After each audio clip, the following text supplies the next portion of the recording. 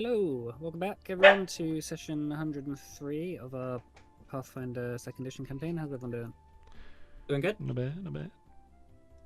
No Alex today, of course, but he is with us in spirit and in character. So if anyone wants to play Henning, if there's any need to, feel free to fight over who's going to do that. As Henning, I tell the whole party everything he's been up to, as he would definitely do. He reveals all. Yes, of course, there was some shady behaviour last session, but we'll have to see how that turns out when Alex is here. But as for the rest of you, if we're ready to get going, yeah? Yep.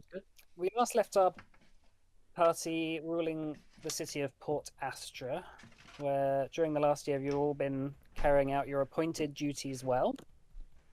Kind of as each day starts to blend into each other, with only the occasional ship carrying news from the afar lands, the day-to-day politics and just statecraft of dealing with your city over the last year or so has started to take its toll. As discussed before, the sewer network that we did, you managed to use your magical stuff to basically turn people into worms to dig stuff out. And yeah, I think we determined that adamantine dragons were strangely the thing to do, because like the worm form is different to the worm that you transform into, and it was a whole thing. But yeah, that's it works. That's fine. So just to go straight into basically the news from that is that the sewers went very well.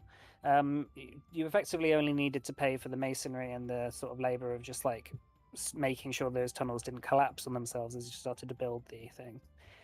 We can go in the details between sessions, but as the workmen were further digging out the tunnels and building those supports, they came across what seems to be some sort of door hidden in a cavern underneath the city. So one day, Cyan's spymaster, Cyan the spymaster, was approached by one of his lieutenants, who basically told him this and said that he'd kept it undercover. But Cyan, you're welcome to inspect it yourself, or you're welcome to tell the rest of the group to come down with you and see what. I want to have a look at it first, see if it rings any bells before I bring it to anyone's attention. That's okay. Just bear with me a second.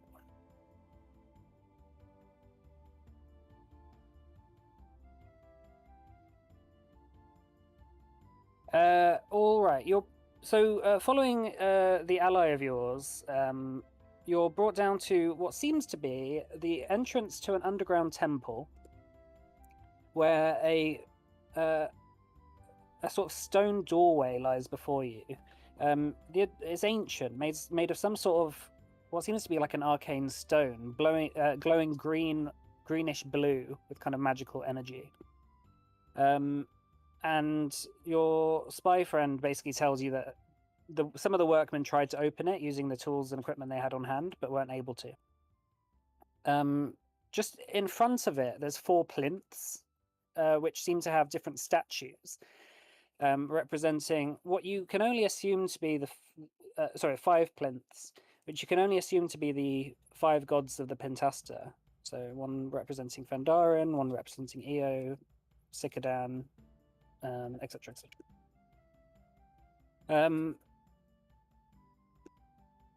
So yeah, so what do you want to do with it? Do you want to further inspect it? Yeah, I want to have a look at it, but I want to keep on my guard, because people don't tend to just leave a door. They tend to have more ruins elsewhere. So I have no idea what this is connected to. Well, interestingly, one of the workmen say to you, we did try and dig around it. He points to like a little kind of tunnel that they dug around the side of it. And we managed to get behind it, but there doesn't seem to be anything behind it. It just seems to be a doorway there. Oh, great magic. Wonderful. Okay, I guess I'll take a closer look at it. I want all the facts before I get to everyone. Cool. So the 5 plinths. Just off your baseline lore knowledge about the gods, they definitely seem to represent them, and in each little statue, they're in their chest is like a sort of indent of something that maybe like a gem or some sort of seal or something that was once there and has or maybe has been there and been removed or needs to be added. But it's sort of almost like a sort of diamond shaped indent in the chest. Does it look like a hex weave could fit in there? It doesn't. No, it looks smaller than a hex weave would be. Maybe like a ring or like a little amulet or like maybe a gem of some sort, but not a hex weave. Okay.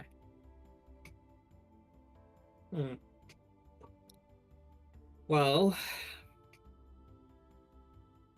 I personally don't see a way to open this just yet. I imagine these statues have something to do with it. Good work bringing this to my attention. I have to confer with the council. All right. So you're going to go to the next council meeting to bring it up. Yeah. All right. As the next council meeting starts, Kulakan, taking notes as always, sort of introduces the matters of the day, saying, "Well, it seems that the sewer network has been going along well. Luckily, we didn't have to manage to take out a loan to support it. But also, he looks over at Henning and says, congratulations on managing to get the rabble in stock. The army seems to be very disciplined right now, and they're asking for a lot less. So whatever you did seems to have worked." And Henning kind of nods and sort of goes, "See, told you I could do it." Don't question it, don't question it, don't question it, don't question it. It's like mile yard stare. Like nothing bad's happening here at all. Kulakan says, as for anything else, all the matters of state seems to be going swimmingly currently. No current attacks, not really any threats from afar. If there's anything else anyone wants to bring up, time to go ahead now. There's a door. There's a door. A special door. Yeah. You might have to be more specific. So, a few of my, I'll say staff, brought to my attention the fact that when people were digging tunnels and the like, they found a door under the city. Special door. It's got statues of the gods right in front of it. Which gods? Pentasta. An ancient temple of the gods, Kulakan says. Could refer back to the Age of Gods again. And nothing has been here for a long time. It could be an ancient buried civilization or something. Potentially. I didn't try to open it. Apparently the workers tried to dig around it to see if they could get around the door, but there's nothing there. So I assume some kind of portal, perhaps. Magical gateway, perhaps. And yeah. If it's Pentasta related, locals probably aren't going to be getting their knickers in a twist if we go snooping around, right? They don't really find that sort of stuff all that holy. It didn't seem... It seemed to be magical in nature, so I imagine some research would be needed before we try to open it. I don't want to, trigger a massive explosion trying to just pick the lock. But well, why don't Henning and I come with you and you show it to us? We'll see if we recognize any magic. That sounds like an idea. I think it has something to do with the statues. They've got indents in their chest where certain objects appear to be placed which aren't there. So I imagine, those are where the keys go. Yeah. I don't know if we've got time, might be able to fashion some kind of key. Maybe, or it's magic and it needs a special thing.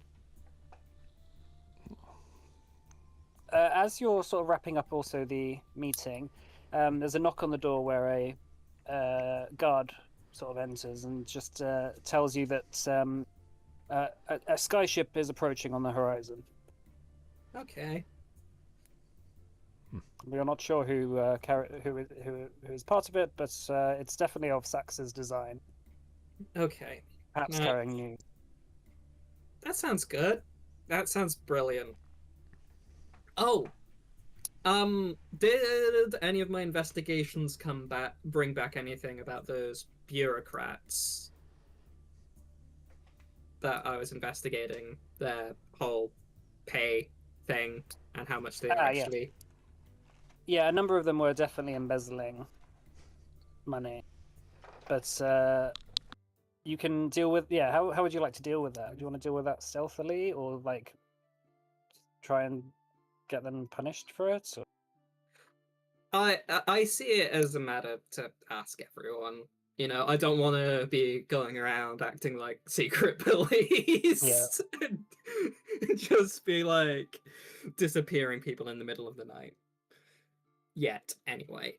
Yeah, one of your spy allies sort of hands you a note with a list of maybe 20 or 30 bureaucrats who have embezzled money. Well, I just put the note on the table for everyone to read. There don't seem to be anyone that you know personally. I guess many of them are ex, like Merchant Republic people. I guess we go case by case, right? I assume so, but that's 20 names. I feel like we do need some form of standard. You know, something to expect if you're embezzling. I mean, we would... At one of these meetings before, we were talking about setting up a proper court system, right? Yeah. How's that gone?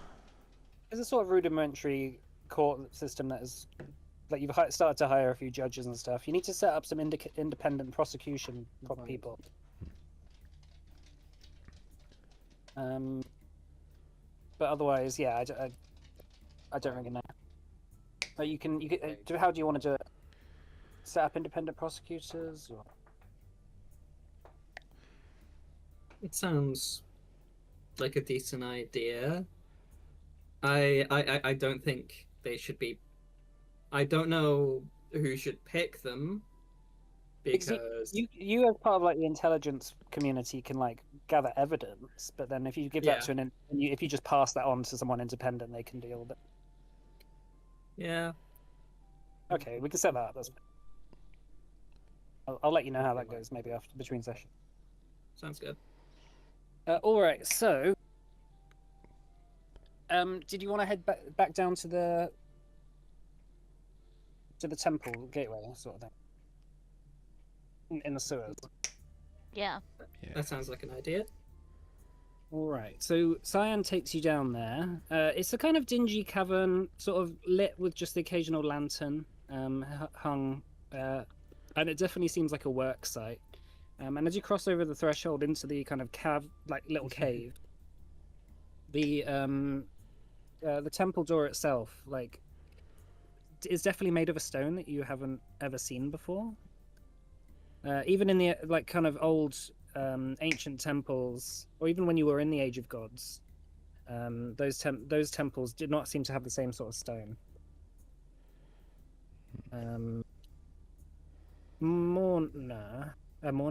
Hanera. Yeah.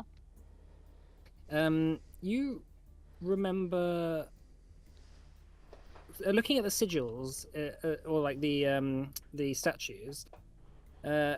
You remember something? Can you make a history? Actually, make a society check for me.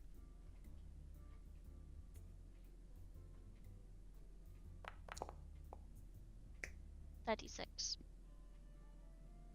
Cool. All right. So you think back to when you first met Marish, and he was trying to impress you. As he was showing you kind of his rare collection of stuff, you remember him pulling out some sort of sigil. It seemed like a brooch or like metal kind of symbol of some sort, and you remember him referring to it as older than the gods themselves. He said, "Their sigil. Probably ancient junk, but it's pretty. And I like looking at pretty things."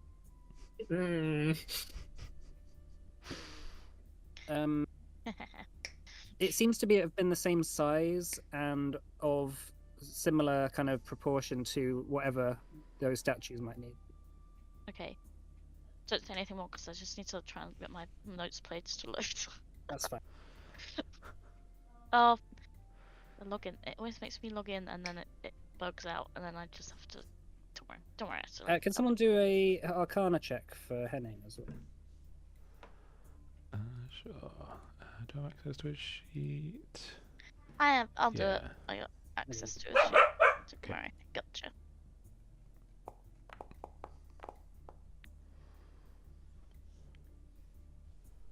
Henning says, right, you're going to tell. Wait, are you telling the party about? Yeah. Yeah. So Henning says, that's interesting. If that is a sigil that is to do with this, there's still 4 more which we would need to find.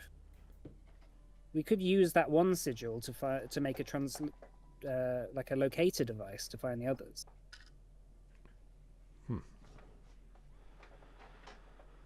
How's that work? Maybe.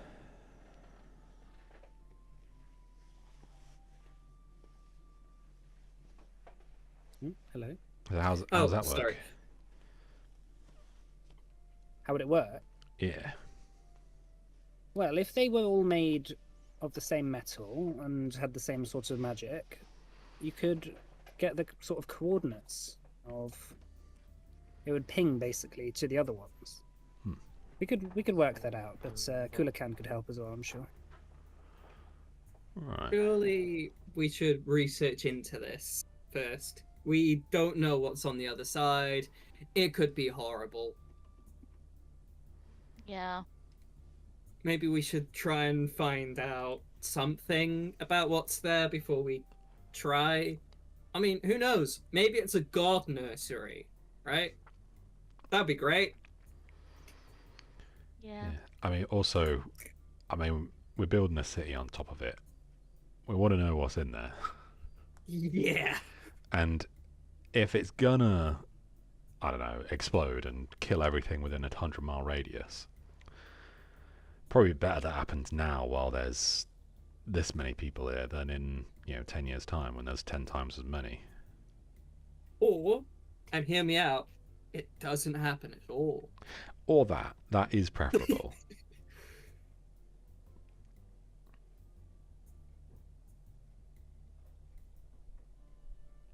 Well, it's probably worth doing some research then, Henning says. Yeah. See if there's any references to this place. I'm not sure where we'd find that stuff, though. And I don't know who we can trust about asking around. Well, what happened to the rest of those tomes from that place? I forgot what it's called. There was that great big old organization. It's not around anymore. Whisperleaf? Oh, yeah, I know what you mean. The brass sword. Whisperleaf. Oh, the Right. Whisperleaf. No, I mean, Scions Arai? yeah, I think so. They're still around. They're in the north about it now. Yeah, it's just I remember that one place got raided. Yeah. Well, yeah, no, the Scions Arai are still. We could try seeing with them. I'm not saying trust them, but I feel if anyone knows anything, might be them. Guess we could send a letter. Worth a shot. I can See if some emissary will come visit. maybe I can check with my folks. They know some things hidden underground. Maybe they know something. All right. We'll put a pin in that and see. Some time will pass, but yeah, you'll send out feelers to see who might know anything. After sort of standing around talking for a little bit, another guard kind of just gives you a heads up that the skyship has arrived and docked, and that it seems to be Mourner's and Roxon's ship returning back from wherever they were. Has anyone gotten off the ship to tell anyone who's in there, or? No, they just sort of introduce themselves to the guards at the dock. But okay. you could go greet them. Yeah, better go say hello. They might have some answers to all this. Maybe. All right. So making your way to the docks, then. The skyship is currently just moored, just floating, just slightly above some of the other merchant ships on the docks. As you see, Morna, Roxon, and a reanimated Scrimshaw stood at the docks, just kind of looking around. After they see you, kind of Morna just excitedly waves as you make your way over. She greets you with a hug and says, "Hi, we're back." Oh, I see that. You woke him up then? Yes. This is Scrimshaw, and you see the wooden man wearing the very dapper suit. Nod, just very stoically. As Roxon sort of rushes over and just gives Hank a big hug. Ah, Hank. I missed you. Just him? Yeah. You know what? Valid. I like dogs. So Scrimshaw says, greetings. Thank you all for helping my companions. It was much appreciated. I'm sad I could not have been there. Good to see you a bit more lively. I've heard you're the strongest of of your group, the most charismatic, most handsome. He said, if he could blush, he would blush. He says, we all have our place in this group, but of course, I'm sure you want a catch up as to where we've been. No, actually, we just came over to say hello and then leave. Yeah, go on. Alright, Mono sort of says, walk us to the palace and we'll explain on the way. Sure thing, Your Majesty. So as you're walking down the street, Morna says to you, so remember when I told you that we had all gone originally to the Trespassers' tomb in Cyril Denath, and that's where we got captured and sent to the gloom by Narsimel? Well, a few of us got captured, Roxanne got captured there, and then we ended up making our way to Adama. Mm-hmm. Well, it turns that we were looking in the wrong place, obviously, all that time for the Trespasser, and that we had gone to her place of death in Cyril Denath. But we realized after being in the gloom and after all the stuff that happened that we needed to go to her place of birth. So that's where we've been. And upon bringing the reconstituted weapons that you assisted us to get, Dawnweaver and Moonbreaker, we were successful in managing to resurrect her. So she's now returned to her rightful place, and the afterlife is beginning to fix itself. That's one problem down the fix. All right. She says you'll want these back, I suppose, and she gives you the weapons. She says that bringing the Trespasser back used a considerable amount of power from within them. So they're currently considered husk weapons. It means that they're able to take on useful and malleable runes and rolls to to power them. So if you ever find anything that you want to upgrade the weapons with, ask me and I'll do it as a thank you from the Trespasser.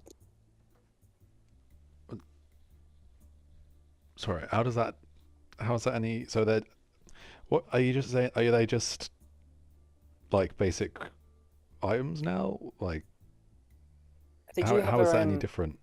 They do have their own special properties, which we'll go over at some point. But All right. as for right now, it's more pressing matters on the horizon. All right. I guess we better go over that then. If yeah. So returning back to the palace, you kind of, I guess, show them around. Maybe somewhere where they can stay for a bit. And as you're sort of walking around, Alira kind of pops out and says hi. Sort of Mona asks how she's been, and she says, "Oh, great! Everything's been going amazing here. It's feeling like home already." And you sort of introduce them to the kids, and all that. Once you find a bit of a kind of private area to sit down in, Morna says, "So there's one thing that we must bring up, and that is the question of Naruto." Oh boy. So once that the trespasser had returned, she did some, I guess, some spring cleaning to see all the things that Naruto had done to the place since she had been gone. She found that he had been making extremely dangerous weaponry, and it's good that you defeated it. Well, we managed to defeat him when we did. Weaponry. Weaponry, creating new kinds of scions that were more powerful, and also strange ancient machinery. I'm sure that you probably had your fair share of experiences with that. Oh, the looks over to Alira, the soul thingamajig. Indeed. Well, my big concern, and the trespasser's big concern, is that Naruto is still unaccounted for. He was defeated, and his form was destroyed by Lady Selin, but we have considerable evidence that he has made a number of phylacteries, which are hidden around the various planes. So he has since reconstituted. And is gathering his strength. Maybe all the things that have to go into this thing in the cave are his phylacteries. I don't know. It doesn't seem that old. True. That'd be quite a coincidence as well, right? Yeah. I mean, who knows? It might be. It says, what cave? What are you talking about? There's a special door. Yeah, we found a door. It's got his. Wait, Pretty we'll old. show it to you. Yeah. After this. Cool, okay, we can get to that. She says, so just be aware that Naruto does hold grudges. So if anything strange happens in this place, and you need help, give us a call, I guess. He's not someone to be messed around with. Nah, he seemed like a well-adjusted individual with no problems whatsoever. Indeed. At the very least, he is no longer a god. Good. The phylacteries returned him back to his lich form. So he has lost a considerable amount of power that he once had. But he will be looking at opportunities to get that power back, I'm sure. Still no joke, I assume. Joke? Yeah, like he's still no joke, probably. Yes. Well, the reason why we wanted to visit was we were just making sure that you were keeping our little secret, the Elder Box, safe. Oh yeah. Haven't been tempted to open it then? Oh yeah. Haven't though. Well, I mean, you got to be tempted, right? It'd be weird if we weren't. I'm sure you've never opened an Elder Box the whole time you've been around, right? Yeah, imagine if you like found an elder box and you just like started opening up and looking inside. Like that'll be absurd. Who would do that? I know, right? Scrimshaw says, we were considering asking to hold it for safekeeping, but our history of holding elder boxes has not been very good. So currently, as long as we trust you to keep it safe. All right. Hopefully, hope we don't prove you wrong. As you're sat there, you hear like a little like yelp come from beside you, Calcifer, and you see Alira kind of sort of clutching her stomach, and sort of turning a bit pale. Oh, eating. Oh, you didn't have the fish, did you? That was out since yesterday. She like half faints as you like catch her before she sort of falls off the sofa, and Morna kind of rushes up as well. What's going on here? Lay on hands. It seems to recover her a little bit, and she says, "It's nothing. I'm just feeling a bit. Maybe I should have eaten more." Pregnant. I don't say that. I never think it. Morna kind of takes out her back of her hand and sort of puts it on Alira's forehead and says, "Oh, you're a bit warm. Let's take you to bed."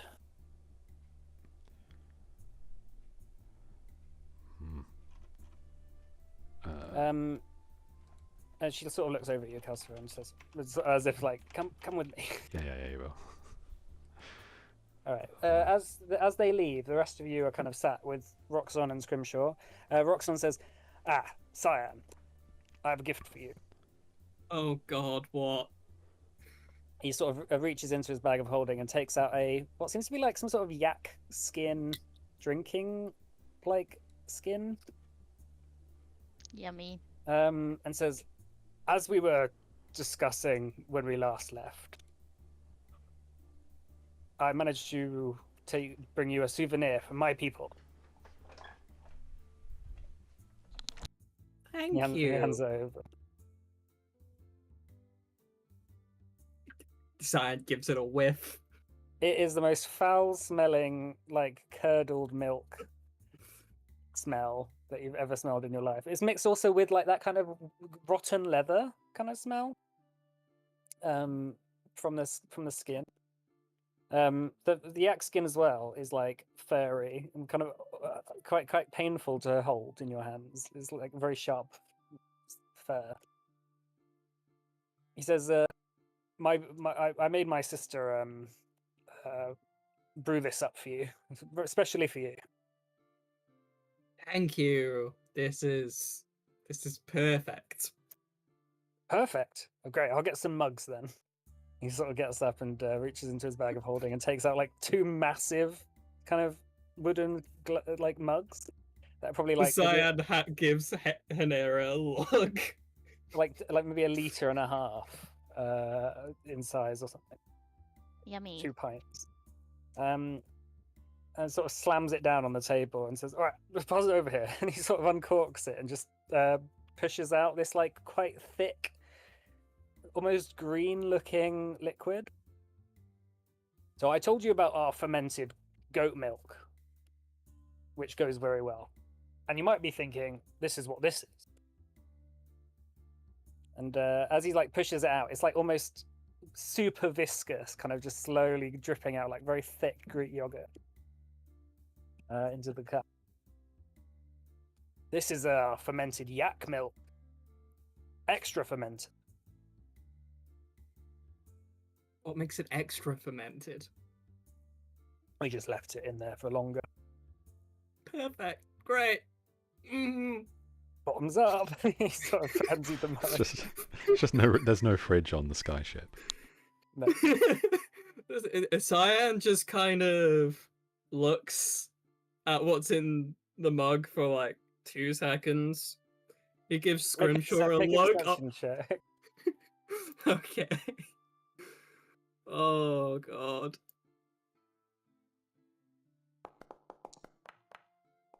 Oh no! It looks like the most delicious meal you've ever looked at in your life. No, there's like these weird black dots in there. You can't quite make out what it is.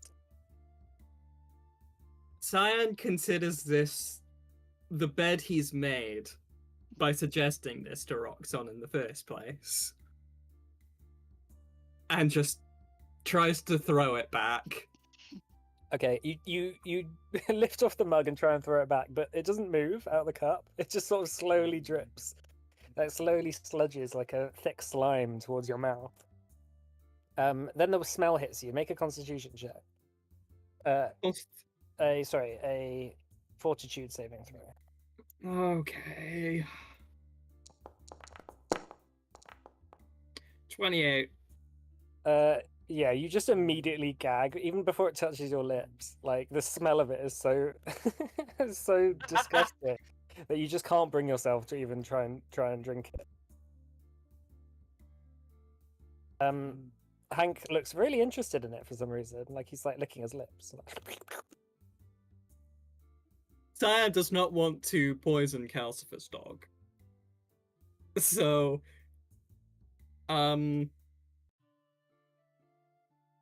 I guess Cyan's going to pretend like he drank some? Alright, make it sleight of hand check. Sleight of hand. Thievery, sorry. Okay, here we go. 31. Alright, you managed to like turn to the side and just open up your pocket and just like look like you're drinking it, but it's just sludging down into your pocket. And you hit Roxanne sort of fist pump in the air and go, yes! And Scrimshaw kind of turns to him and sort of hands over like 5 gold. And Scrimshaw's like, I didn't think you would do that. Roxanne says, oh, how'd you find it? It was a drink. Put hairs in your chest. Oh, yeah, one of the drinks of all time, I'm sure. Yeah. Returning back to Calcifer's quarters, Alira's in bed. Morna kind of like doing some wuju fucking meditative magic over her. And she goes, Calcifer, can I talk to you for a second? Yeah, just be quick. She sort of looks at Alira and says, I'll be right back, okay? So it takes you round to one side and says, you're going to have to be very nice to her. Oh, what are you on about? She's pregnant. Oh. Oh, right. How... well, I mean, I know how, but... Oh. Well, I mean, at least she's not sick. Indeed. Oh my. Well, I'm just a bit concerned because she seems a bit more pregnant than she should be at this. Oh my god! There was a top baby. wait, Sorry. Wait, what do you mean a bit more? Well, these sort of... There should have been signs before she started having these sort of reactions. I'm And not she very seems maybe- perceptive, to be fair. Well, she seems maybe about 3 months currently.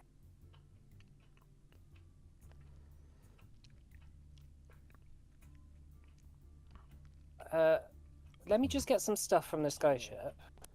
I'll just sit with her for a bit. I'll be back in a sec, okay? All right. Hey. How's it going?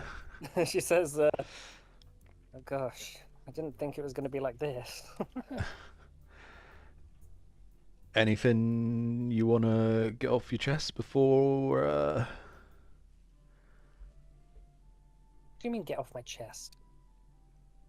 Oh no, not like that. No. So you know,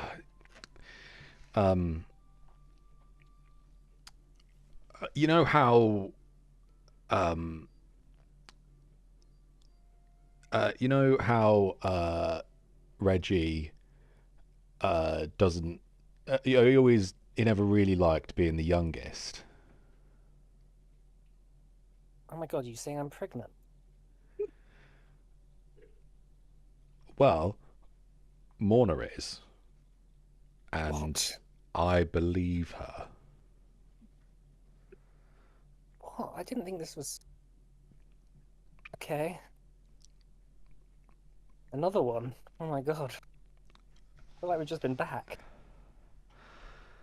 Yeah.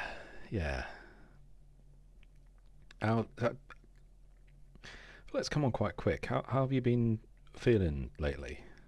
I've been feeling fine. Remember our first couple? I was horrible. I could tell really quickly. Yeah, she reckons you're a few months in. A few months? No way. I mean, She when like grimaces a bit and holds her stomach again. when was your last?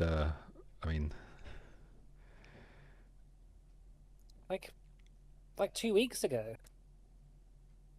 Can that happen? Yes. After a little bit, Morna returns with Scrimshaw. And Scrimshaw's carrying a kind of little device, some sort of arcane device, and sort of sits down and says, "This might feel a bit funny, but no harm will come to you." And Alira says, like, "That's reassuring." It sort of bleeps a little bit, and Morna sort of turns to him and says, "Well, what do you think?" And Scrimshaw says, "Indeed, there is some abnormalities here." What kind? Mona says, when I was reading the chi of Illyra, I noticed there was some sort of non-human element, I guess, to her. You mean like non-humanoid or non-human? Because like non-human would make sense. Oh, non-humanoid. I'm sorry. Yeah. These modern lingo stuff, I'm not very good at. It's like looks at Scrimshaw. He says, I think she's having an astral baby. And Scrimshaw says, yes, that is what I'm seeing as well.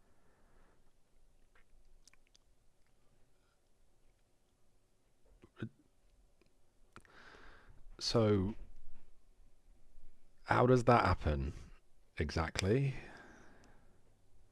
Well, has she been in contact with any astral beings recently?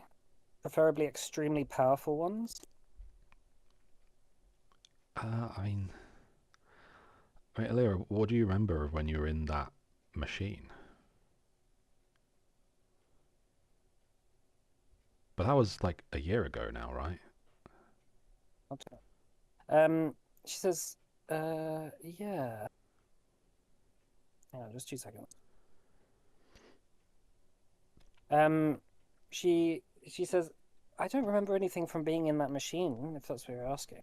But I mean, what did that Vance say about it was dangerous to let me out? I can't remember. Mona says, I mean, did you were you warned in any way about the machine? Where is Vance anyway? I don't know. I haven't seen him in a while. Henning, didn't you let him go? Yeah, he just went away. I've never seen him since.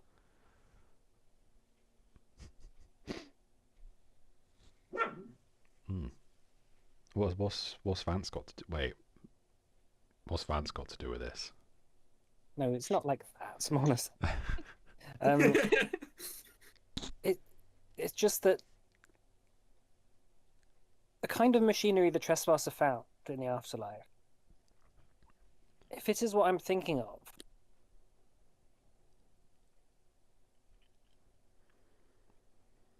Alira could be being claimed by an astral being of some sort.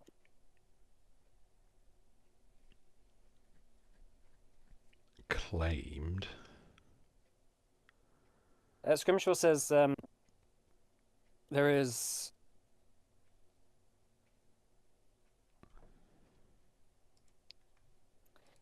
there are beings in the astral realm that can regard humans as a sort of gateway. I need not warn you of the danger this poses. You know, an astral being which hopes to be born in flesh and blood on this side of the Divine Gate could consume everything here.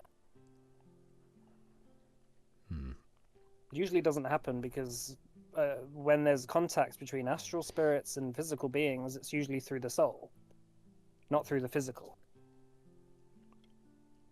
But Alira being kept and sort of almost, I guess, reborn through that machine could constitute her as a gateway to the astral realm.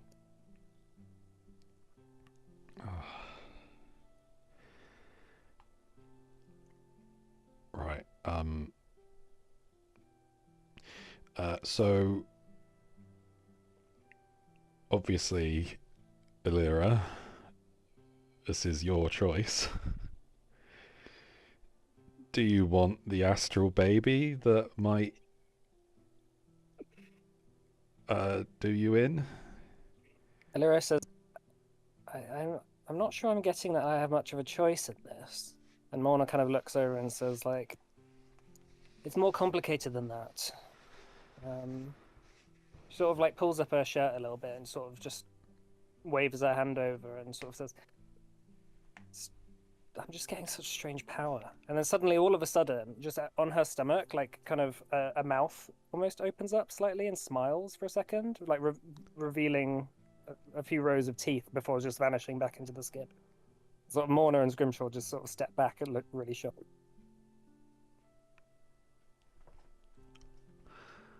Scrimshaw says, we have some experience in the astral plane. It's a place where logic doesn't really exist. It's based on emotion and bizarre ancient beings with untold power. And this sort of thing is beyond our comprehension. And if it's allowed to gestate any further, it could cause a calamity. I suggest we do what needs to be done and put an end to the host. Whoa, no. Scrimshaw, no! Whoa, what? Ain't happening. Scrimshaw's like, sorry, I think I might have gone too far there. He says, I think you're still a bit groggy from your very long nap. He's like, well, I suppose we have some short time to research this being, whatever it is. But there are barely any scholars in Erd who have knowledge of the goings-on in the astral realm. And the most proficient is Gideon, but he's still missing, Morna says. Morna continues saying, luckily I too have some experience in the astral realm, or getting there at least. I mean, I can try and help if I can, but if you want, I can prepare a potion to take you into a deep sleep and guide yours and your companion's consciousness to the astral city of Oris Vall. It's known as the City of Silver Threads. It's a hub in the astral sea where beings of all shapes and minds converge across the universe. If this thing inside Alira comes from the astral, then someone there may have seen it before, or know something about it. Whatever we've got to do. Well, first, I mean, you must understand that time works differently there, strangely. You might be gone for just minutes here and potentially live centuries there. Until your mission is done, it'll be very difficult to leave. And if your thread is cut whilst there, you could be lost forever.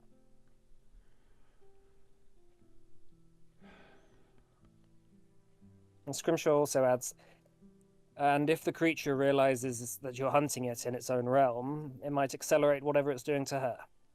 It could kill her to gain the power it needs. So you'd have to remain undercover as much as possible.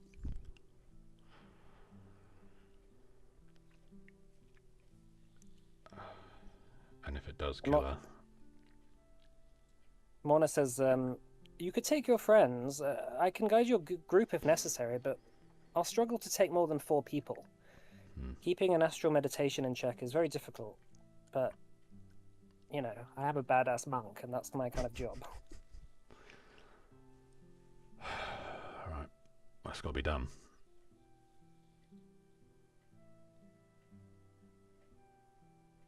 I'll give you some time to talk it over with your group, but time is of the essence here.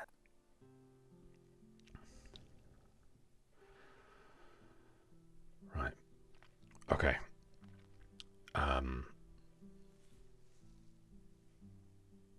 Yeah. Just in case things go wrong,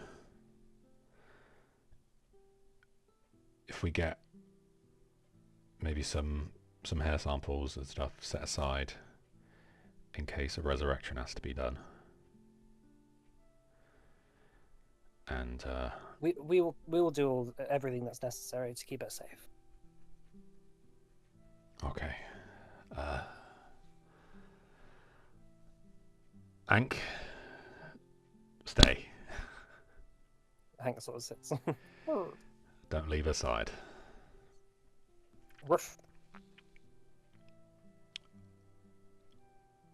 I'm gonna get the others. Go see the others. We're gonna sort this out. As you sort of get up, Valera kind of grabs your hand and sort of looks at you and says, just doesn't really say anything, just sort of gives you like a kind of a sad look. We're gonna sort this out. It's gonna be fine. Oh, all right, so you go in the other room with the rest of the group. Everything all right? Oh, fucking no. I don't know if we're going to be able to do this. There's like some astral fucking thing inside Lyra, and it might kill her, probably will, I don't know. And we need to go to the astral plane right now and kill it. You just said a lot. What the shit? Yeah, she's pregnant with like an astral baby or something. We got to kill it, but not here, I think. We have to like go to the astral plane and kill it. Henning says, remember when that machine? Vance did warn that we could have released something from it that was trapped in there. Do you remember?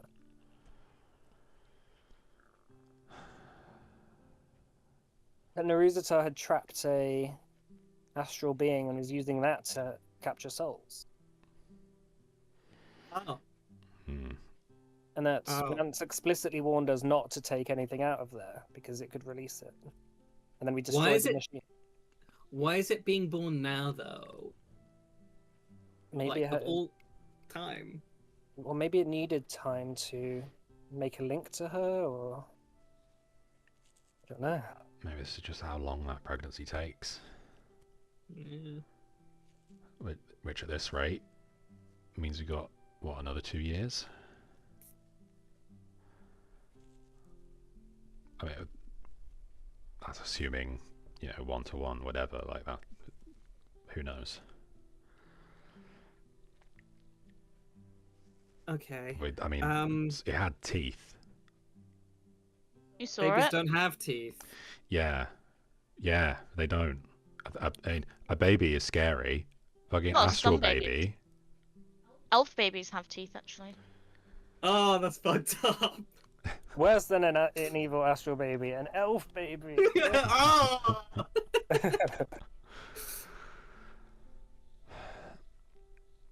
Yeah, anyone been to the astral plane before? Oh yeah, last summer. Okay, you'll take point then. No, I've never been. I think up until maybe about 30 seconds ago, I didn't think it really existed. Point of order. Those wardens, they were astral parasites, right? Yeah. And the thing inside our good friend Tybalt's sword was also an astral being. Yeah. Maybe it's worth asking whatever thing that is while we're there, like, if it can help out. That's a good point, Henning says. We could try and find Uthrend, was it? Yeah, I think so. Well, I mean, was that the name of the being or the sword? I think the answer to that is yes. Either way, that's a name we could go off. Maybe if we can find that, then it could give us help. I mean, what else do we have?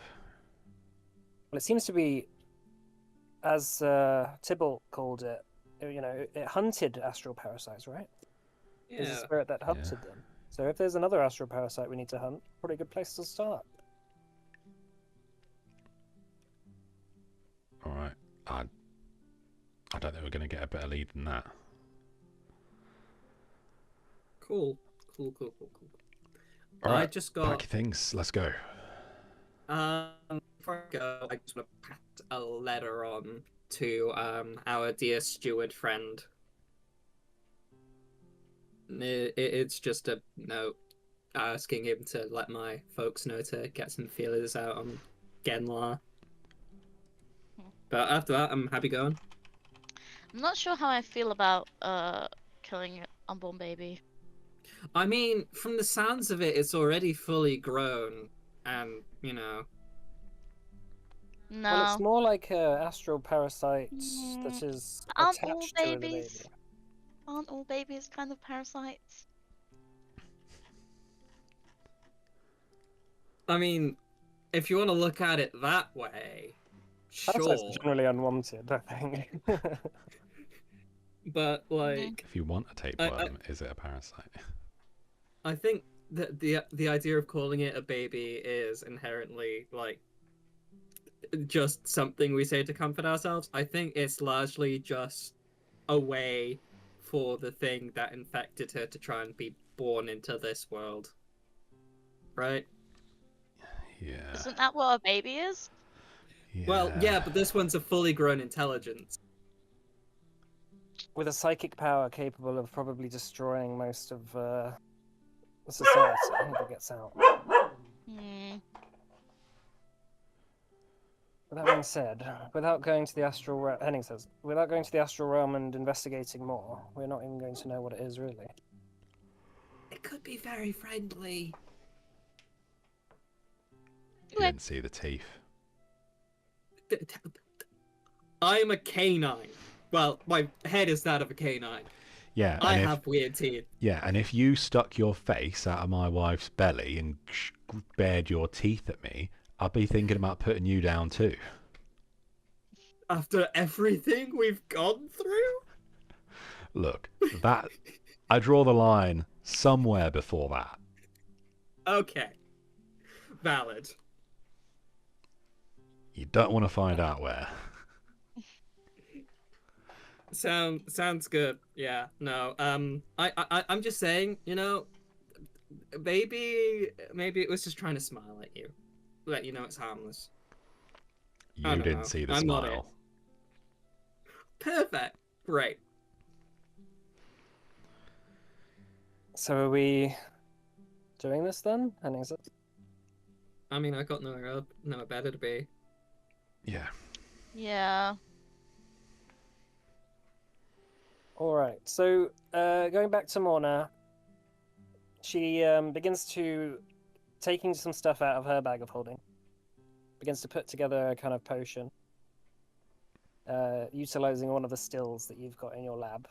And after about an hour or so, she returns and says, I'll just make a little circle so we can all sit around.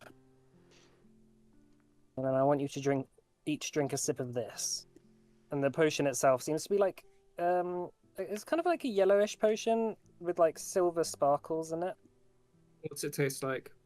I already drank something horrible. Well, tried to drink something horrible earlier. It shouldn't taste too bad, I hope. It's very herby, almost like a tea. Oh, good. I drink that all the time. Well, you've never drunk anything like this, but of course. So Is this going to be something where it looks like we're in the astral plane, but we're actually just tripping balls? Well, it's quite hard to tell what the astral plane really is, but it's effectively a way that your body goes into a sleep, but your mind stays awake. So you can navigate the dream world effectively, lucidly. But the meditation should help you stay together and also keep you focused on your task, rather than kind of slipping off and doing whatever dream people do. But it will also ground you to the items you take with you. So if whatever you want to bring with you, have on you, and you should have their equivalent in the dream world. How do we get back? Well, that's the hard thing. Because you'll be asleep, I can't get any kind of warning to bring you back. So you kind of have to finish your task. If you don't finish it, it won't be so easy to bring you back. Potion should run out in about 12 hours, but that could be a very long time in the astral plane. If I get stabbed like 5 times, like in and out, in and out, in and out, do I die in the real world?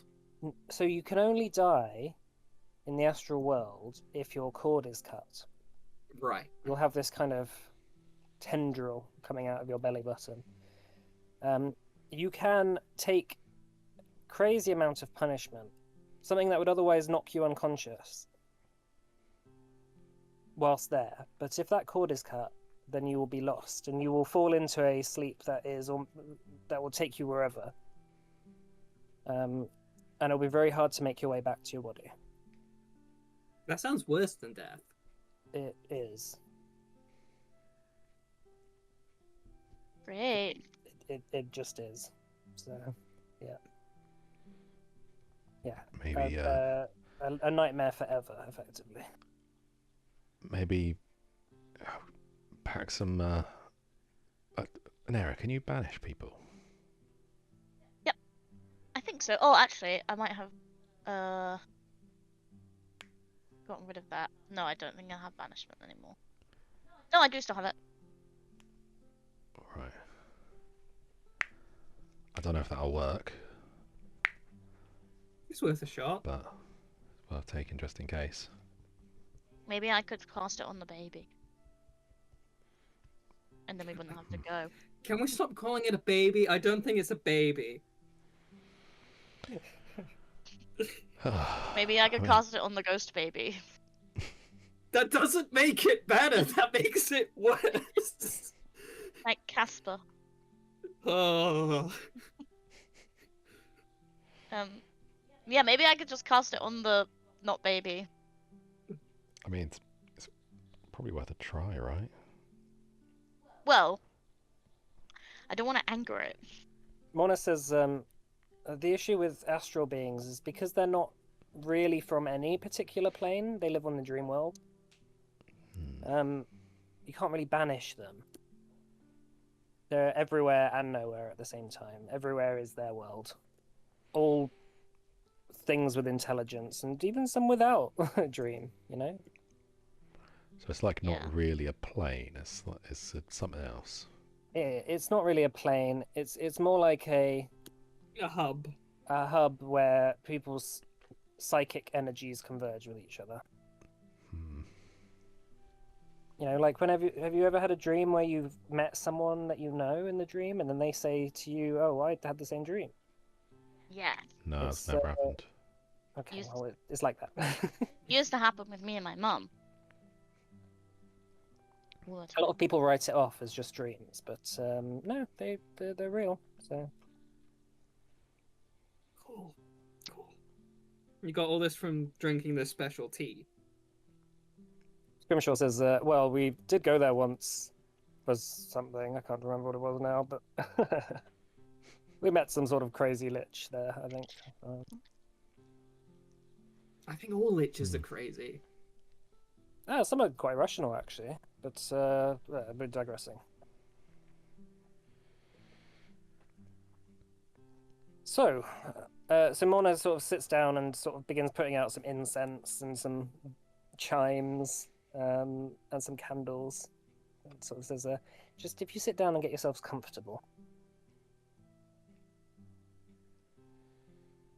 All right. Don't ever say I don't do anything for you, Calcifer. Oh boy. Yeah, I feel like it's really up there on the whole favor. I mean, I'm sure you guys probably would have died without me at some point. Yeah, but you can say the same thing for me. Look, we're a team, all right. Let's just do it. All right, so she procures the potion and sort of hands it out on her left to Cyan and just says, just take a sip and then close your eyes and then pass it on. Oh, and he just he looks at it. He has a brief memory of the milk, pinches his nose shut, and just takes a sip. Okay, it tastes sweet. The sort of notes of honey and some kind of almost like lavender. It tastes quite pleasant actually, and and immediately your body kind of just begins to have a wave of just calmness overcome it. And as you close your eyes, you find it increasingly difficult to open them. And you just hear Morna's voice in the distance saying, just stay with me for now, Cyan. It sort of echoes almost in your mind. As you pass it on to Hanira, you drink it? Yeah. Yeah, you feel the same. Just immediately your shoulders kind of slump, and as you're sat upright, you kind of just rock in place for a bit as you close your eyes. Passes it to Henning, who kind of just curses under his breath, being like, why do I do this hippie crap? And drinks it and then gives it to you, Calcifer. Just give a look over to Alira, like maybe leave a hand just sort of resting on the side of the bed, and then take a swig. All right, we'll take a break here. We'll come back in 15 minutes. Oh, Yeah. Cool. What if it's Boyd's bunny baby? no. No. And the Harrigan comes out. A rabbit comes out. See you in a bit.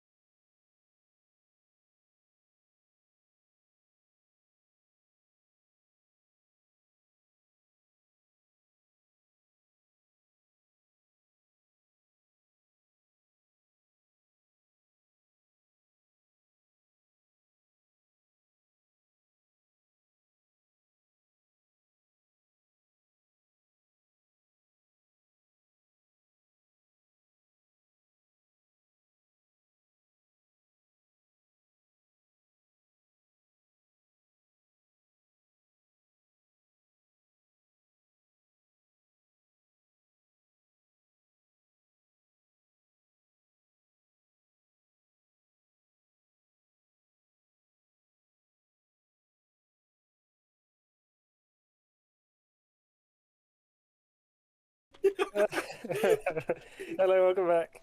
So just for the break, the party had some rather unsettling news about Calcifer's wife, and the remedy for which is that they have to enter the astral plane to hunt down what seems to be a astral being that seems to have taken an attachment to Calcifer's wife. So sitting around the circle, as you begin to drift off, feeling your arms and your legs going numb, and a wave of calm sort of radiating across your body, you slowly kind of slump onto the floor, onto some pillows that Morna has laid out. And she says, follow my voice, follow my voice, follow my voice, follow my voice. As you, one by one, begin to sort of have an awareness of the room around you. You feel entirely paralyzed, but your mind is still lucid and awake. And she says, now sit up. And one by one, you sort of begin to sort of try and sit up as you can. It feels like almost the weight of the air is like pushing down on you, almost like there's a heavy feeling on your bodies. But you slowly begin to sit up in your mind, and as the awareness of the room around you, you one by one begin to see each of you, your spirit forms separating from your body, looking down at yourselves lying on the floor. As Morna says, now rise. And one by one, you just begin to fly up into the sky, sort of through the ceiling, and higher and higher and higher, seeing the world sort of disappear below you as you fly towards the skies, extremely fast. After a little while, as you're flying through the astral sea, the four of you just about see each other as stars and galaxies whoosh past you. The astral sea stretches almost in all directions. It's an endless void of silver mist and kind of faint drifting constellations that burn and dance around you. Eventually, suspended in that emptiness, like a jewel caught in a web, lies a shining city before you. The city rests upon the back of a colossal coiled serpent whose scales glimmer with kind of rainbow light.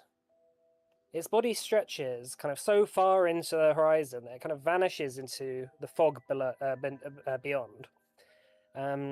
And there's a kind of slow, rhythmic breathing from the serpent that kind of sends very, very light tremors through the streets. Sort of setting yourselves down, bridges of starlight arch between towers of black glass and marble, each seemingly impossibly tall, getting taller the closer you walk to it and shorter the further away you are from it, each built in kind of shapes that shift and morph whenever you look at it for too long. No two districts are quite the same. One is carved from black cliffs lit by rivers of molten gold, and another is a cluster of crystal platforms drifting in lazy circles around the serpent's neck. There's markets which spill into narrow lanes where, like you, kind of spiritual hawkers stand, selling impossible wares. One of them shouts as you walk past, "Bottled memories for sale! Bottled memories, do you want a bottled memory?" Do I see what people are paying with here? You don't. You can stand aside and just sort of watch as someone interacts with them if you want. Make a perception check for me. Cool.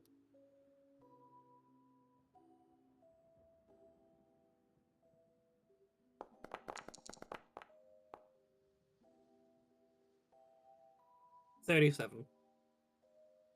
You see someone kind of lazily kind of walking, almost as if they're not quite lucid. They're just sort of like maybe almost sleepwalking, walking around, going up to the market stall and says something to the seller.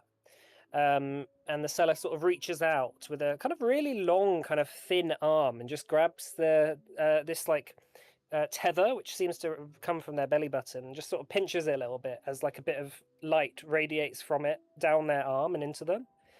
He says, "And this is for you," and sort of hands over the bottle. The spirit kind of takes the cork off the bottle and just sort of like drinks whatever's inside, and sort of just almost evaporates into kind of weird shapes and colors before kind of flying off into the distance.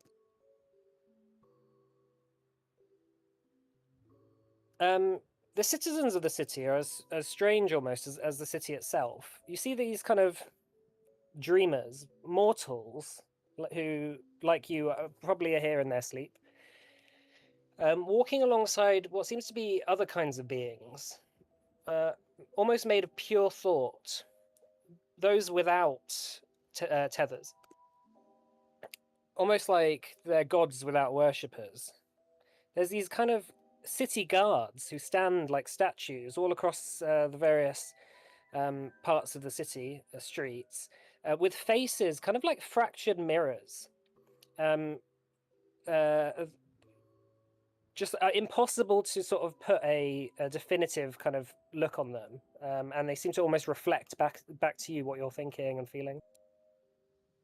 There's like hooded scholars who wear these like almost astral kind of star cloaks, where the stars seem to almost come out of the back of the cloaks as they walk, leaving trails of sort of sparkles behind them. But most of the people here obviously have the faint shimmer of an astral tether, which is this thread of light stretching from their belly button out into the void, including you all.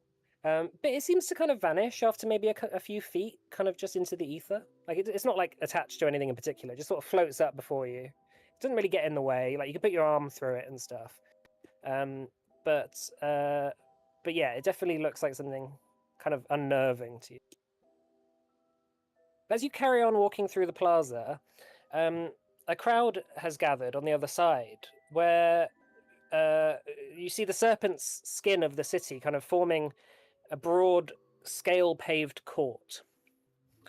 You hear a bunch of people kind of murmuring amongst themselves about what's going on, as a number of these enforcers, these guards, drag a thin, grinning man to the dais in the center of the plaza.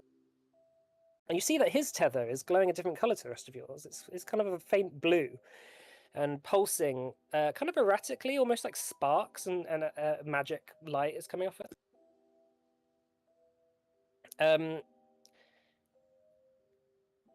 Ravi, announces the speaker before them all. Her voice seems to carry through the air, almost as if it just goes right into your brain, as if you can't even shut it out if you plug your ears. And she says, charged with the theft of a bound soul, and the assault on the Dream Lord, and attempting to sever another's tether without consent. You see the man bowing, and this kind of mocking smile on his face, saying, and yet it is what makes this place interesting, is it not? The speaker, she's wearing this kind of cloak, similar to those other scholars you saw before. You can't quite see her face, but you hear her voice. But she takes out of her cloak and sort of almost apparates out of thin air this kind of thin blade, and a kind of weird silvery edge of some sort that sort of comes out of her hand, glinting with every color of the rainbow.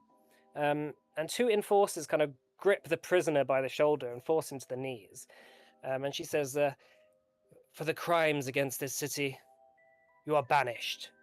As the crowd falls silent and the blade sweeps through the space above his neck, not flesh, but the glowing thread that stretches from him snaps, and he sort of it sort of stretches away into the ether.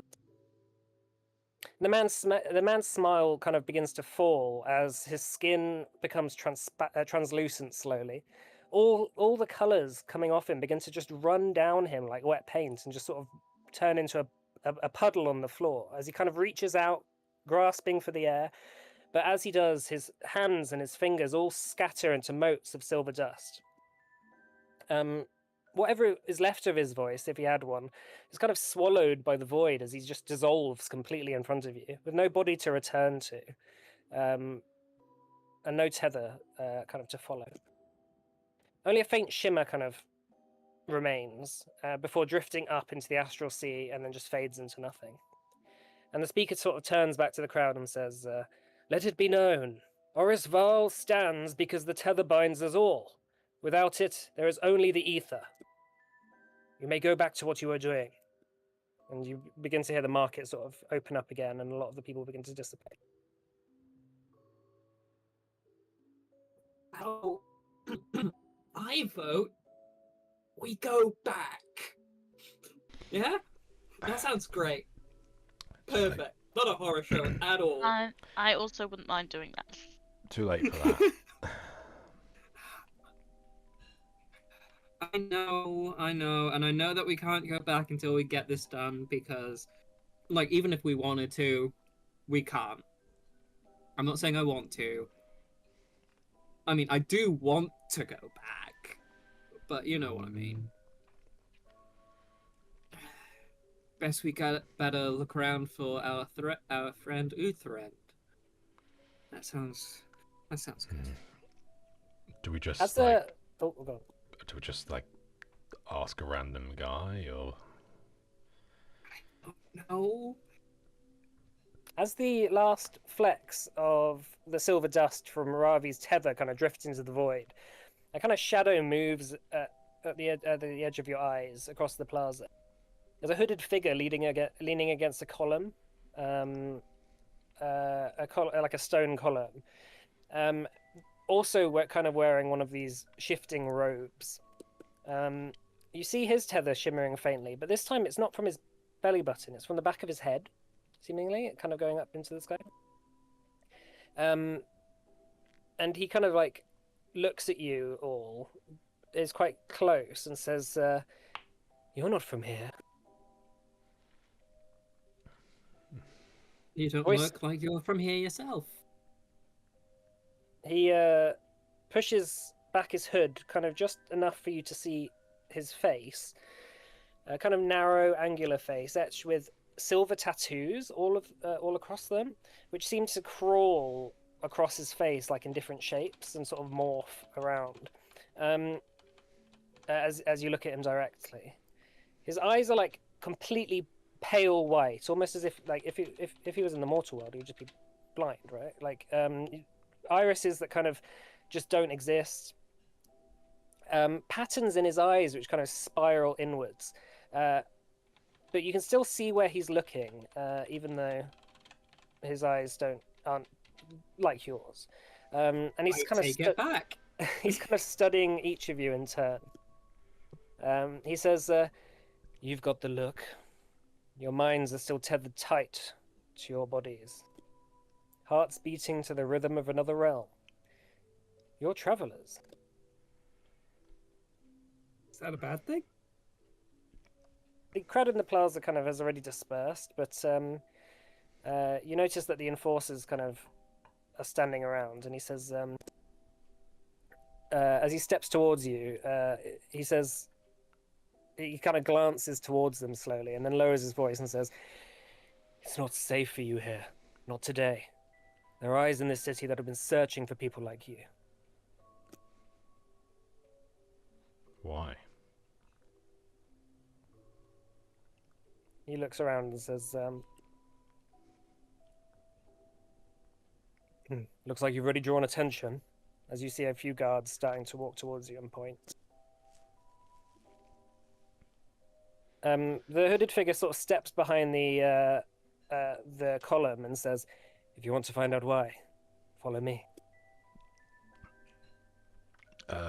Trust the stranger. I would like to trust the stranger as well. Right, trust the stranger. Science already going. All right. As you step behind the column, he's just not there. Like he's just vanished. But then when you look at the column itself, there's just a door that's opened up in it. It's like opened, leads down to some sort of corridor, completely impossibly. Just, are you going to go through it? Last one in gets the door. Right, yeah, I think there's going to be a lot of just not questioning it today. Yeah. All right. As you follow through the doorway, like he's not in the corridor, but as you sort of step in, the door suddenly slams shut behind you, and he's stood there, like almost as if you've kind of walked past him.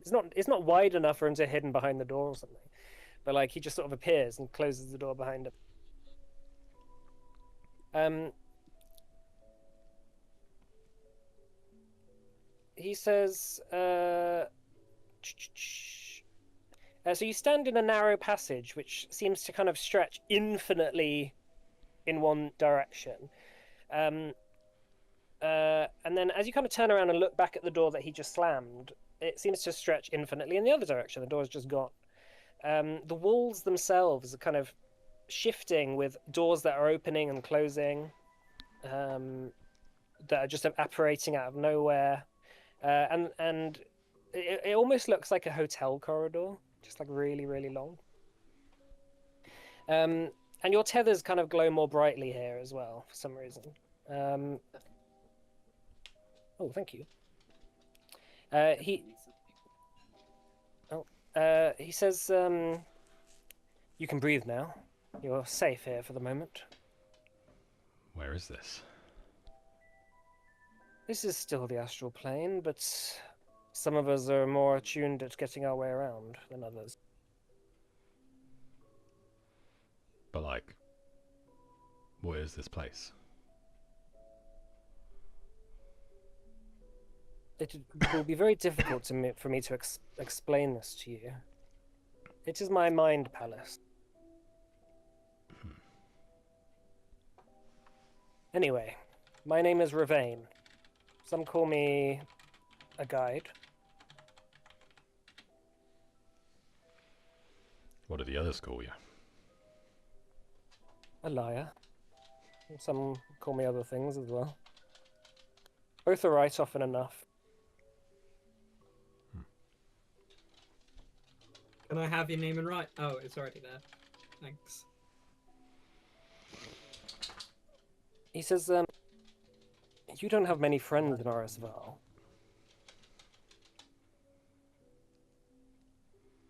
I can tell. I could be one. Speaking of acquaintances, there's one of ours. We were wondering if they're around. Don't suppose you know a guy that goes by a name Ufriend? He raises an eyebrow. Uthred. Now that is a name I haven't heard in a long time. Seen him around? Indeed. It could have been a day ago, or 1,000 years. I've spent a long time in this place. That is pretty vague.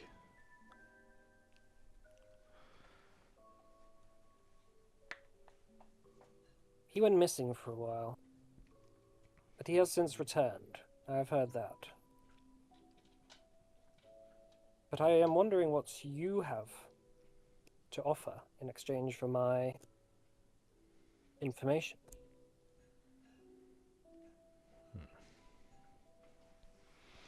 What kind of payment do you take? Well, I have already been contacted with offers for people like you. I could sell your names to the highest bidder and watch them cut your tethers. Does gold fly here? We have no need for gold. But I will say this. Everything has its price in Oris Vall. What would you be willing to give?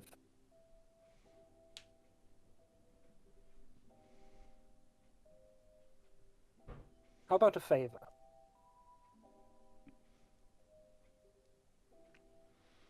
generally prefer to specify what the favour is first. How much does this information matter to you? It depends what You the are not. You are information mercenaries, is, are what you it not? leads to.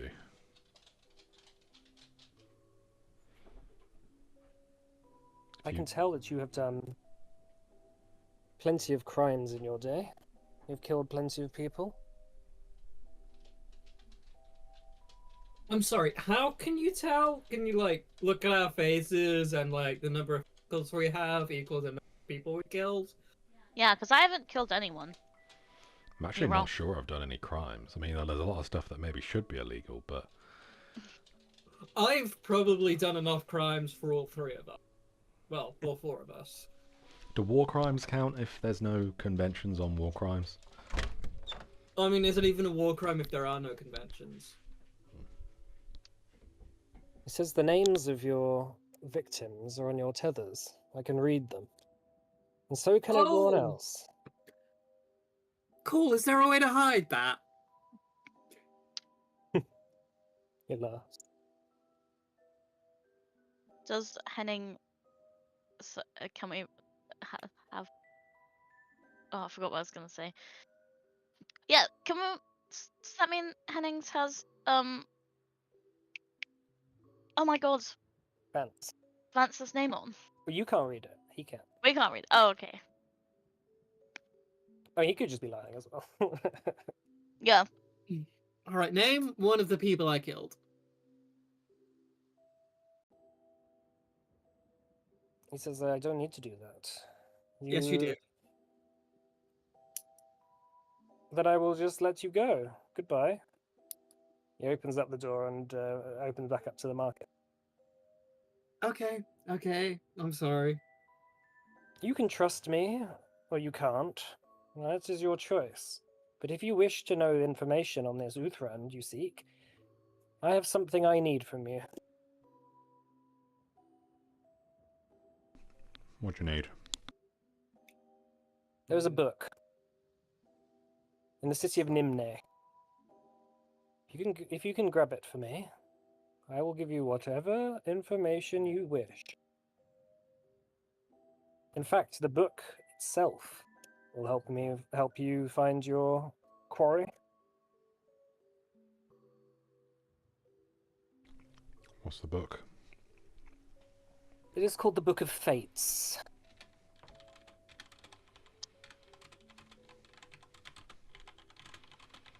Sounds like a pretty big deal. Indeed. It is a book that only mortals can read and acquire. But if you bring it to me, I shall be able to find some way of fixing it so that I can have it.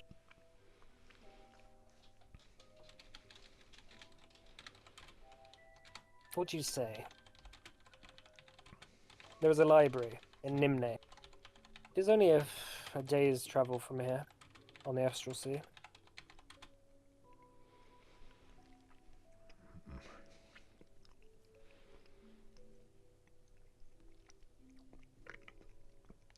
How long do we have?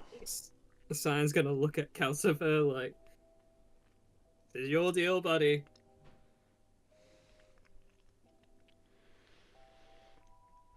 Alternatively, I can let you go and you can have more opportunities to... Perhaps you wish to speak to the Dream Lord. Perhaps you wish to get yourselves captured by the parasites who run this city. Hang on, astral parasites run this city? Astral parasites run the entire astral plane.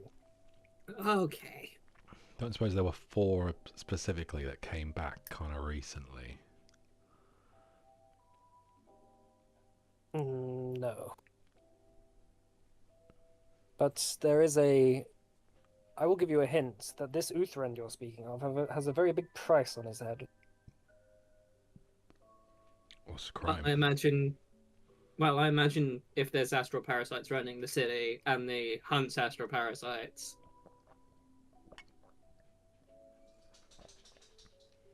Which means that if you were to ask the wrong question to the wrong person, you could too be in a lot of trouble.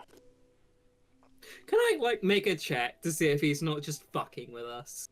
Yeah, make a perception check. Cool.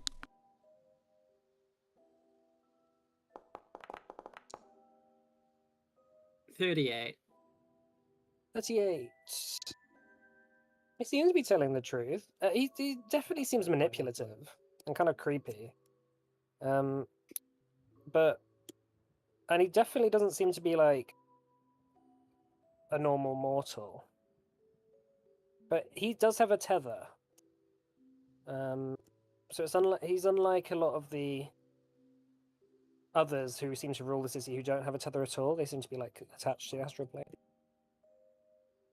But his tether comes from from his head rather than his stomach. Yeah, he definitely seems untrustworthy. But that doesn't mean he can't make a deal with you. The Scion's eyes narrow.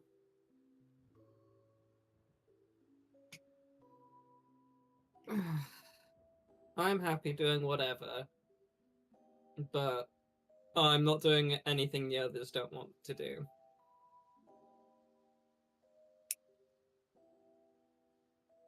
Let me take you around the city and see whether what you see changes your mind. How about that?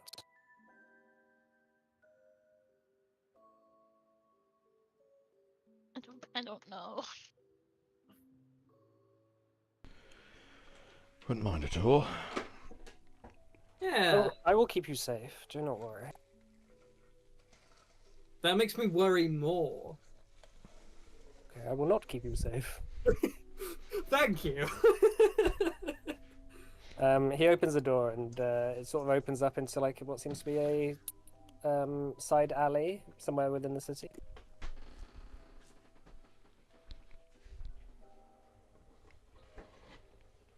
And he steps through. I follow. A hand is on the hilt of my sword at all time. As you step through, he says, as he just walks through the city, kind of showing you, pointing to various things, he says, "You're all like me, dreamers. You are those who walk the astral with their minds awake, and not swallowed by whatever nightmare or fantasy our sleeping bodies might be lost in. We have our will, our choices, and that makes us rare." So what He plane are you from? continues. Okay. I am from the. I'm from somewhere different to you. I gathered that much. You got a thing coming out of the back of your head. We got ours coming out of our stomachs. Yes. Well, I must say that the astral plane does not have as many of our kind as it should do, or as it used to, perhaps. Most of the faces you've seen here, he sort of points to like a lot of the people who inhabit the city. Sleepers. They live in Oris Vall only in their dreams. Their minds are soft and easy to bend. And they build the city without knowing it. They pour their imaginations into its streets and towers. And when they wake, they forget it all. But their essence remains here, clutched in the hands of the city's masters. He points towards a huge palace in the distance, at the top of the serpent's head, that kind of just rises right into the sky, and says, "The upper caste, gods exiled from their thrones, astral lords, thought feeders, use the sleepers as currency. They trade them like coin, strip them for their memories, emotions, entire years of their lives. Dreamers like us, however, are different. We're lucid. We resist the current. And that makes us even more delicious." He says, "They'll try to lure you to a feast. They'll smother your will. They'll cut your tether and gorge themselves on everything.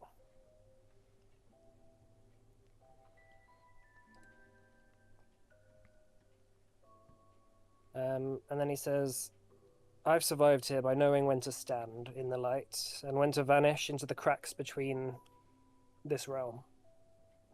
If you wish to leave Oris Vall with your tether intact, you will learn to do the same.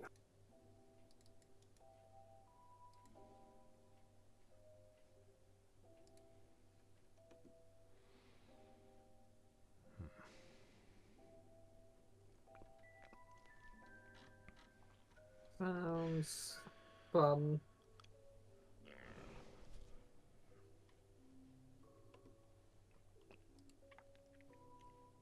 This book. Tell us more. The Book of Fates. Sorry, I've got my mouth full. The Book of Fates is rumored to have the story of everyone's destiny written upon it. Each person who reads it will get a glimpse at their life and what is to come. I wish to have the same for me.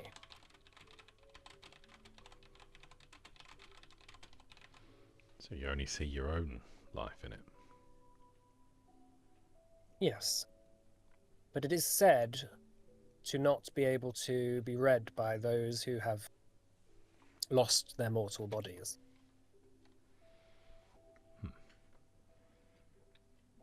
So I am keen to put that to a test.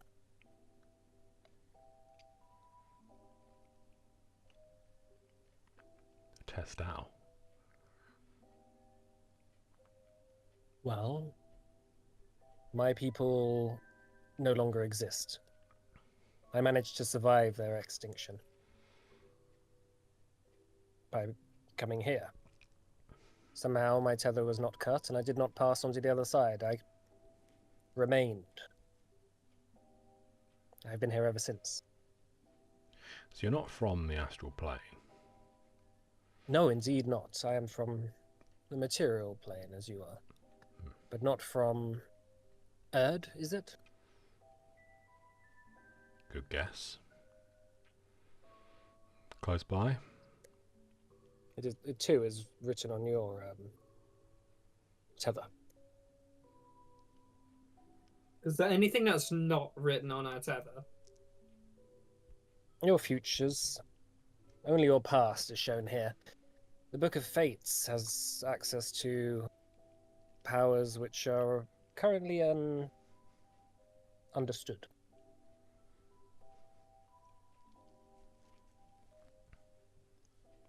But I will say this. If you manage to bring the book to me, and you manage to get it without losing your tethers in the process, I will be indebted to you. And that is a useful thing in this realm.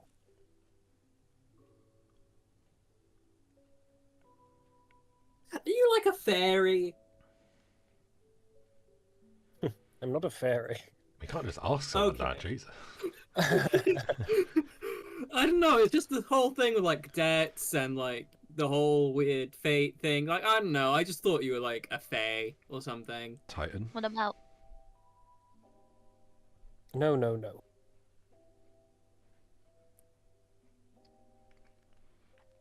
But what you Atropal? say? a Yoski? A what? A Yoski? Is that how you say it? Yoski? The mouse people from space. Oh. No. You can keep guessing, but the universe is pretty large. Mm. In truth, I have lost a lot of memories of my past life. Part of my reason for looking for the Book of Fates is not just to see my future, and to see whether I regain my body, but also to understand my past. Can you You're a Rakshasa? Some people have described me that way. Oh my god!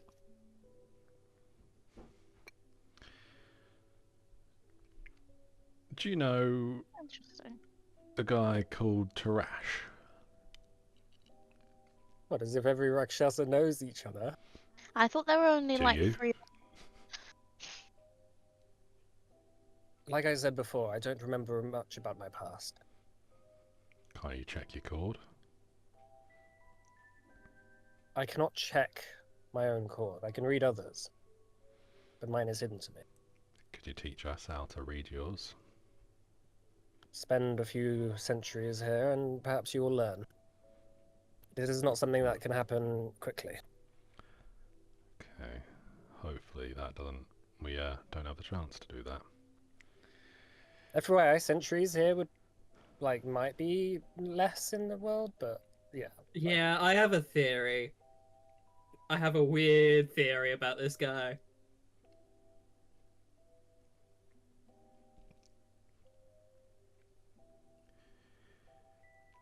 Cyan's gonna whisper to Calcifer, "We sure this isn't, you know?" I did come to mind.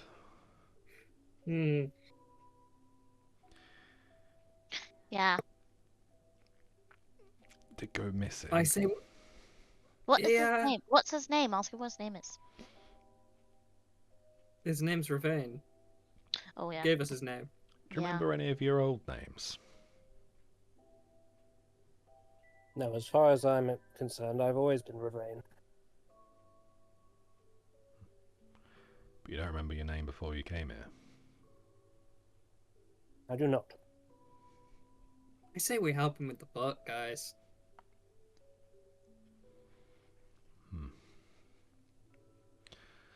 Let's see. Does anything spark in the head of yours when I say the name Vasiri?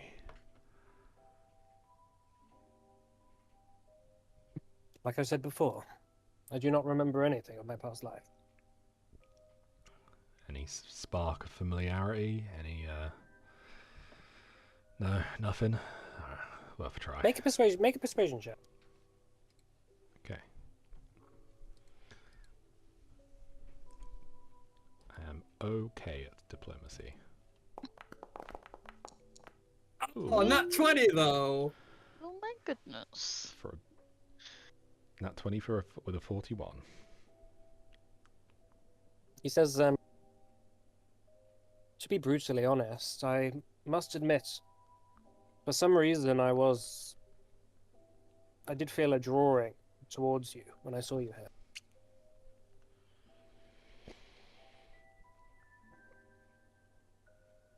As if our fates might be connected somehow.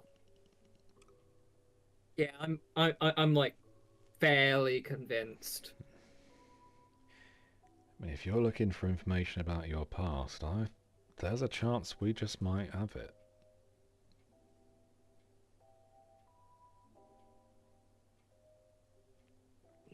I get the impression there aren't a lot of Rakshasa.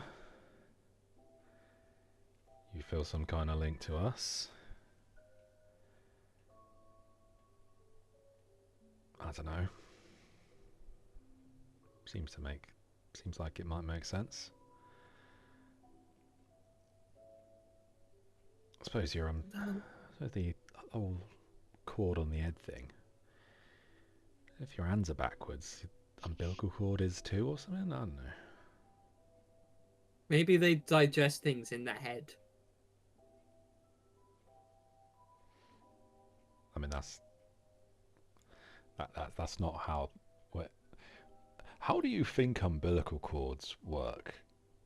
I don't know. It's just this one's coming out my belly. It could be an umbilical cord, or it could be direct as my digestive tract. I don't know how these fucking things work. You didn't go to school, did you?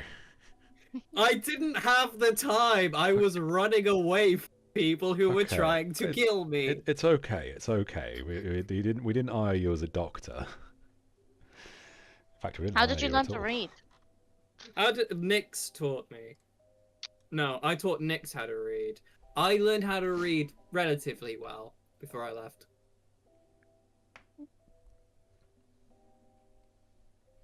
I was taught in a school. Well, bloody fucking da. Look, all I'm saying is I don't know how these weird cords work. It could be an umbilical cord. It could be something entirely different. All I know is it's in my belly. Yeah, but it's not. Lots of things happen in the belly. But like, what I'm saying is, it's like a coincidence that it's on your belly, and also that like when someone's pregnant, it's like in their belly. Never mind. It's fine. Henning says, interesting. So if this is a question, is that why Alira is getting pregnant? Because we are connected to the astral cord through our bellies, umbilical cord. Oh, that's weird. Sort of I don't almost like going that. through her tether. Does that Hmm. does that mean maybe we need Oh, her to go no. to sleep so we can find out? I better get on birth control. Yeah, it's creepy to think about. Can you cut someone's tether when they're on the?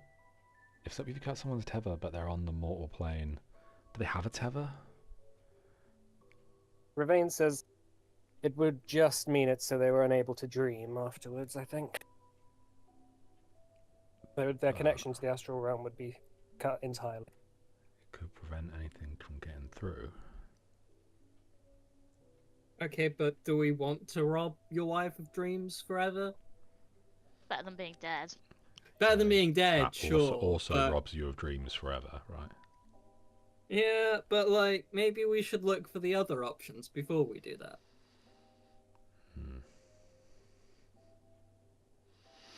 Plenty of people don't dream. I feel like I'm okay with that option. I mean, yeah, sure. I'm just saying if there's an option that where we can get rid of it without doing that, that would be preferable, right? Yeah. If you wish, Ravain says, just getting back to the point on the book. If you wish to have some information about the city of Nimne, I can give you some. Yes, please. Where's Fincaps? There is a library in the city. It is ruled by the Huratide scholars. We have their names in. Thank you. I will write it for you on the psychic chat. The psychic chat. We have those here in the astral plane. The Huratide scholars are a group of astral entities who are not parasites per se, but they feed off mortal knowledge. The Book of Fates is their most prized possession, and it is their most well defended too. I tried to make my way there once, but they were too powerful for me alone. But I get the feeling that you are powerful individually and together. Perhaps you will find an easier way of doing it than I can.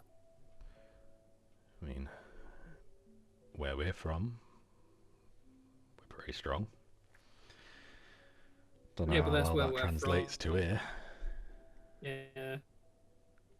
The city of Nimne is off limits to mortals. Why? So you'll have to disguise yourselves. Oh my god, this plan just keeps getting worse and worse. How do we disguise ourselves when they can read? There is some clothing which I can design for you, which will hide your tethers, but only whilst you're wearing it. Okay. If for some reason you lose that clothing, you will be revealed. Well, Foreshadowing. I don't see any reason why I want to take off my clothes mid-heist. What if you need a quick change? You've been seen and you need to change outfits. What if there's a really nice bath? The downside is, of course, that because your tether is being smothered, your connection to your lucid mind will be harder to keep track of. It will be easier for you to be manipulated.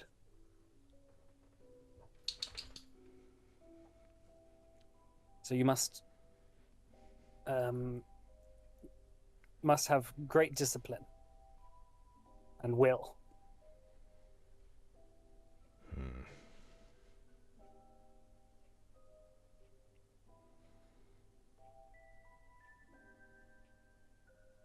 There are some if you wish to prepare beforehand, there are some places in the market where you're able to perhaps get some things that could protect you, trinkets and the like. But it will cost you. What do we pay with here? You'll pay with fragments of your soul.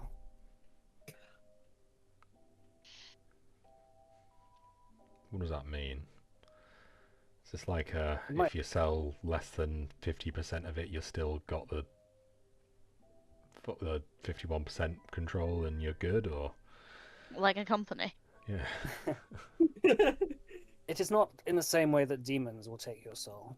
They will just feast on parts of you. So whilst you're in the astral plane, you will be permanently weaker. But the choice is yours. If you wish to be permanently weaker in your other, let's say, abilities, to make your will stronger, you can choose that. Otherwise, you can take the will from the cloak. I think I'm picking up what you're putting down. I don't think I am. Increased effectively, will like, saves, worse other yeah. saves. Yeah, it'll be worse other saves and increased will, or Right. it'll be decreased will, but your others will remain the same. Is that permanent or Just while you're in the astral plane. oh, okay? Will this have any like consequences if we like die and need to be like resurrected, or? Well, if you have your tether cut, you'll be effectively dead, but you're not. Your body won't be dead. Your soul will just be lost. I mean, in general, like, are we selling our soul permanently? Like parts of our soul permanently? No, it's just whilst you're in the astral plane. Okay. It's basically just a portion of this projection. Yeah. Like Right. Okay. what So we you'll be are. slightly weaker. Like, for example, if you give a bit of your strength away, you will be less strong in the astral plane, but it doesn't affect your mortal body at all. Okay. I get it.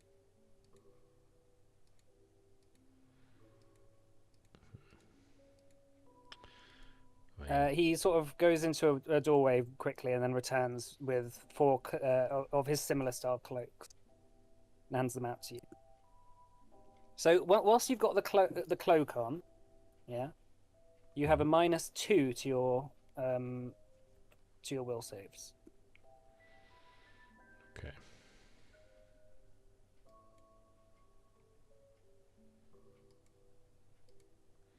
Is that what type of penalty is that? So if you do a will save. Well, I'm just asking if it's like circumstance, item, status. Oh yes, it's a circumstance. Okay. Okay, I've added it onto my will saves. Oh, I didn't know you could do that. And then if you want to go, the way it works is if you want to go in the market, you can get rid of any number of fortitude or reflex points and prop up your will for it. So like you can, it's 1-to-1. So if you want to get rid of, say, 10 fortitude, and you can add that as your will if you want. Jesus. Obviously, as in the astral realm, will is going to be super important. So think accordingly. How important's intelligence? I'd rather us not be just like roaming around. It'll just be from your saves. It won't be from your stats. Okay. Right, That's okay. the strength earlier, but it's fortitude, reflex, or will. You can sort of take from fortitude and reflex and add it to your will.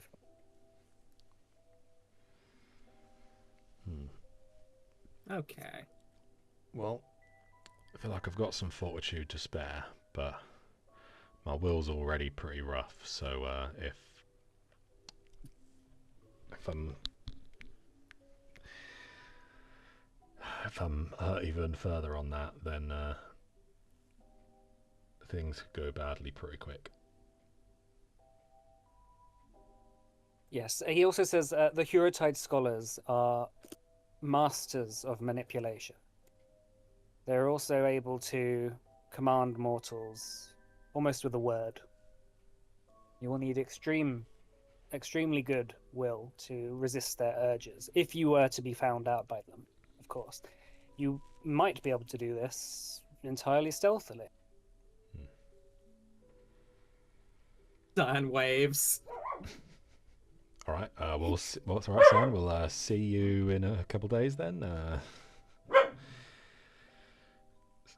There is an astral transport just down the road if you need it. But keep the cloaks on. It will keep the prying eyes of the parasites away from you for now. The market is on the way if you wish to change your stats. I would like to do that. Yeah. Yeah. He opens the door and says, if you wish to speak to me, just call out my name. I will be able to make contact.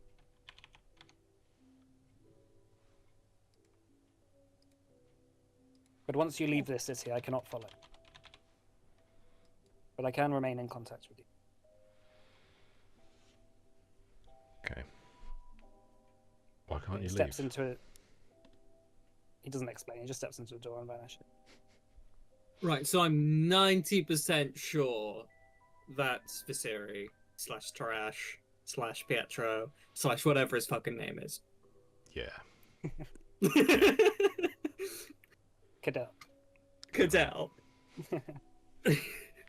Every name / but his the one we original actually met name. him as. Exactly. Every single name. His original name. If he has one, I wonder if his culture even had original names or changed their names every time. I don't know. Trash was his original name. Oh, okay. Well, Trash then.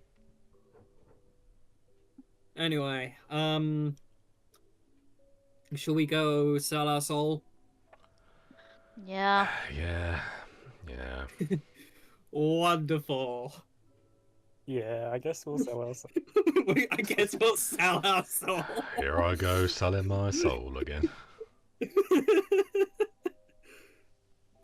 So walking past the market, you see a merchant saying, "Selling will. Anyone want to buy any will?" I would like to buy some will. Yeah. Is this like people named Will or actual Will? Ah, greetings, my fellow travelers. Do you do a bulk? How much will would you like to buy? Do you do a bulk discount, like a 3 for 2 type deal? No. Damn. 1 for 1, I'm afraid. Strength, fortitude or reflex for will. It's my trade. I'll give some reflex for some Will. How much would you like? Let's say 4 for now. 4 reflex for 4 will. Yeah. He sort of reaches out and touches you on the head and sort of says, "It is done." And you suddenly feel yourself a little bit more able to resist the temptations of the astral plane. So just for now, just like write, I guess, in a separate note, just so your stats don't get messed up. You can add modifiers on there. Okay, that's fine. Yeah. Custom ones. Yeah, I'm sure you know that better than me. I'm gonna go 5 fortitude and 2 reflex.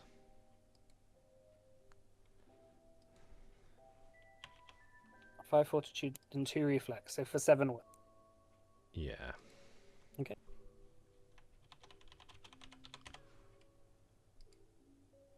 He touches you on the head, and there's like a sort of flash of light, and then he says, "It is done." I would like to do 4 fortitude, 4 reflex. Okay, the merchant does the same thing. Nice doing business with you. Okay. And are these also circumstance? Yes. Just like untyped. Yeah, their circumstance. Yeah, their circumstance bonuses just for whilst you're in the astral plane. Okay. Obviously, in the future, if you wish to find other markets to do like different things, you can as well. But like, because it's a dream world, you can change your stats quite easily. It's like, and the next book is in the house of lots of people that do big explosions. Fireballs. How's a fireball? And the next one is a.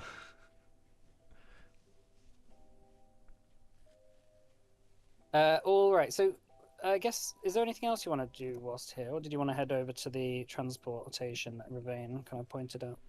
Yes. I don't see anything else we really want to get up to. Yeah.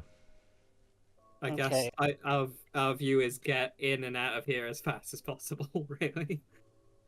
All right. So you make your way up what seems to be like a very long spiral staircase that goes quite high up, and you realize that you can kind of float up them, so it's not tiring to walk up them. But after about 10 minutes of just spiraling up into the sky, eventually it opens up into this large plaza on like a sort of floor above you,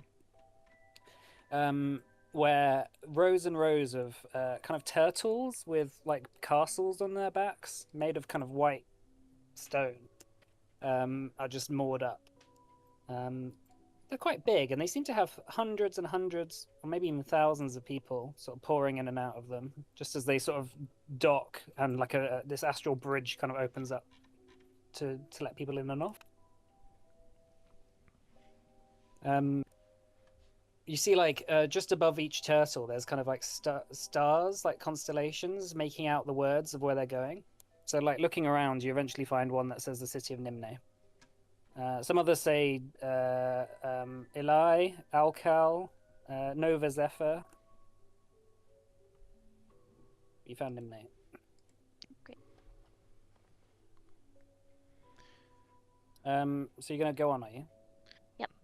All right. So you managed to make your way across the bridge and into onto the turtle's back, where the castle kind of gates open up and just sort of let you in. You see a whole bunch of people kind of just milling around, finding somewhere to sit. Looking out the windows, kind of just in their sleepy selves.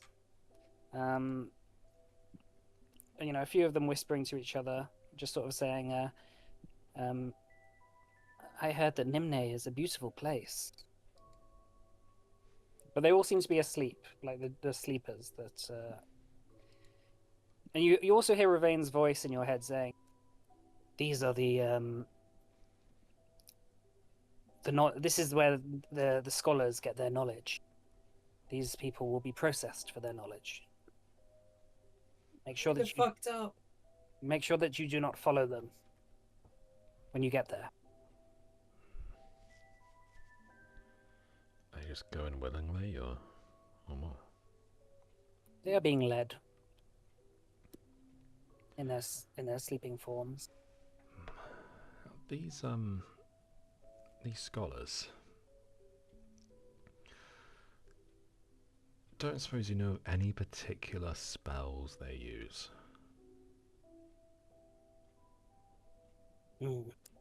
Astral magic takes on different properties to that in your realm. It is pure will incarnate. Whatever they wish to do, they will attempt. And if you are not strong enough to resist it, you'll be swept up by them. Likewise, if you were to cast spells, you would fall back on what you know, so it would manifest here in this realm. It does not mean it exists per se.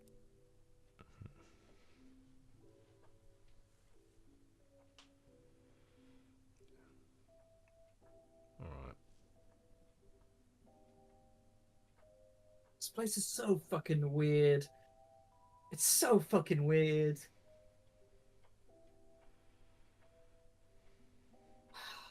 There's no point to that. I just wanted to air it. All right. So as you get on the turtle, I think we'll finish off here for today. Sounds good. Okay. And make your way over to the city of Nimne. Okay. Alright. In the astral realm. Let's see how long you're here for. Oh god, it's Nukalu back. 2 centuries. Thanks for the session. Yeah, thanks for playing. Thanks. See you all next time. Yeah. I need to also ask Alex about what he wants to do with Henning's character with the stat stuff. Alright. See you next week. Alright. Bye.